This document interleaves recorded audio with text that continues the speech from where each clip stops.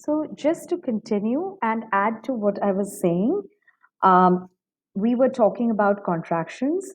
So, you can say I am becomes, you can see how I am becomes I am, and then that is not possible becomes that's not possible, right?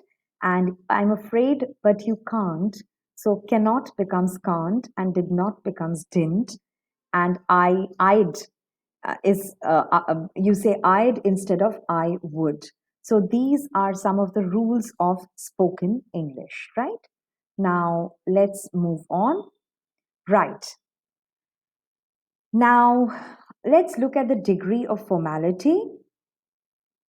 Now, if you look at this first utterance, would it be possible for you to grant me? Now, if you see, this goes from the most formal to the least formal. Look at the length of the phrase here. Would it be possible for you to grant me? Extremely formal, right? Do you think I could? This is less formal. Mind if I? Can I? These are informal utterances, which I discussed in the previous slide. So, would it be possible for you to grant me a day's leave? Do you think I could take a day's leave? Mind if I don't come to work tomorrow? Can I go on leave tomorrow? So it depends on who you are asking and what kind of relation you are in with the person you are interacting with, right? And similarly, over here, you have responses which vary in the degree of formality. It starts with the most formal, and then it goes to neutral. You absolutely may. Of course, you can. I guess you might. Now, this uh, could mean okay, if you want to go on leave, you just go ahead. So, this is slightly ambivalent. We don't know whether it's really giving permission or just expressing mm, a little bit of displeasure that the person is going.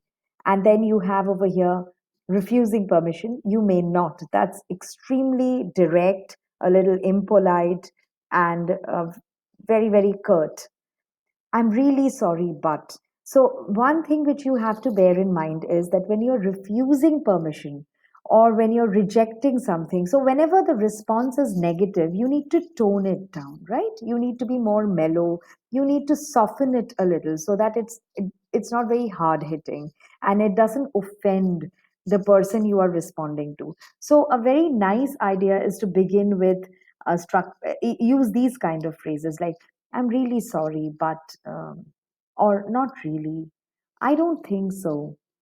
So these are softer refusals compared to no, you may not. That's very direct and very authoritative, right? So now let's move on. This is just for you. This slide is for you to look at the language at a glance, right?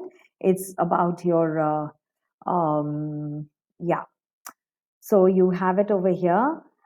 The first column is structures for asking for permission, and then the second column is the responses if it's positive, and the third column is refusing to give permission. So you can pause the video and have a good look at the structures for a while, and then we can go ahead. Right.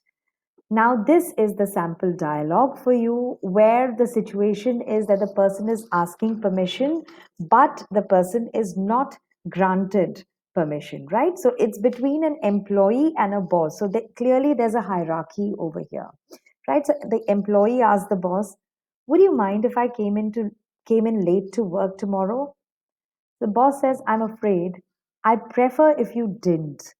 So he says, "I'd prefer if you did." It's an indirect way of saying, please come. I mean, I can't um, let you come late to work tomorrow.